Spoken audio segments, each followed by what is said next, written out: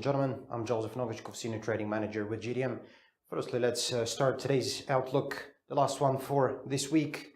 Asian markets were positive on Friday on the lack of cues from US markets, which of course were shut on Thursday for the Thanksgiving holiday. As we can see, Chinese shares, despite the missing US markets, they remained on the positive footing, with the Shanghai Composite closing up about 0.6% or 19.77 points to the north, or that's at 3261.50, while of course the Shenzhen Composite finishing up about 0.4% or 8.35 points at 2129.85. In Japan, the Nikkei 225 wavered forward the end of the session, but of course at the end it finished up about 26% or 47.80 points at 18,381.21.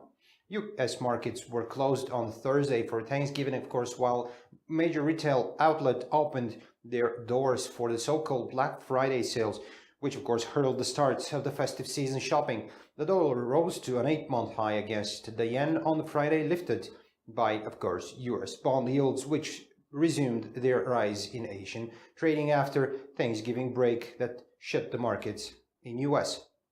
As we can see right now, the US dollar is slightly down about 0.4%, almost 0.5% to the downside versus the yen at 112.73.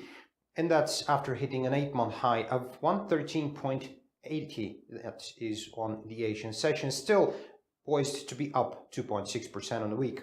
European stocks were flat on Friday on the back of the likelihood of low liquidity, but of course shortened session on Wall Street and the Thanksgiving holiday. The Pan-European Stock 600 index opened and it's now early European traded 0.3% down, with several stocks in the red. Bank shares were leading the losses, dropping more than 0.3% in early trading. Of course, also Italian banks were once again the worst performance on the referendum jitters. That is, of course, falling from more than a 1%.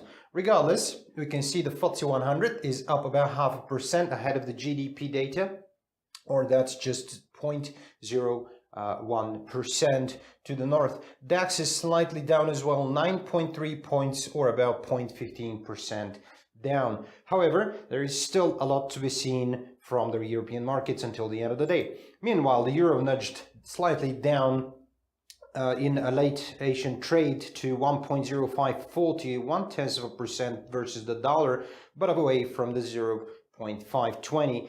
That was the lowest since March. The common currency was still poised to lose about 0.3% this week, despite the fact that it's climbing in the early hours of the European trading. Right now is 1.0602 versus the dollar. That's 0.43% up on the day. Sterling, however, is down about 0.17% to 1.2430 versus the dollar.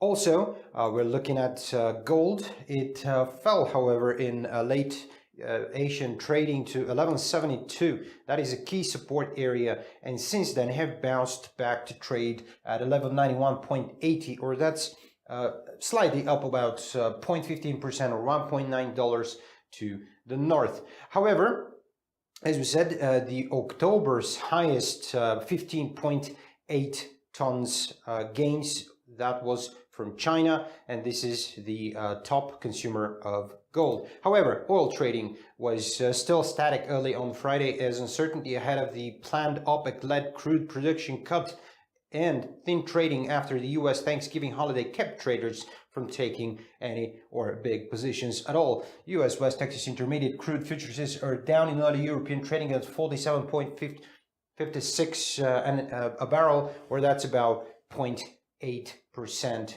to the south, or about 40 cents down. And today, the most important news in the calendar is the 9:30s UK GDP data. That's all from me. Stay tuned. I'll see you next on the Monday next week. That's all from me for today. See you then. Bye-bye.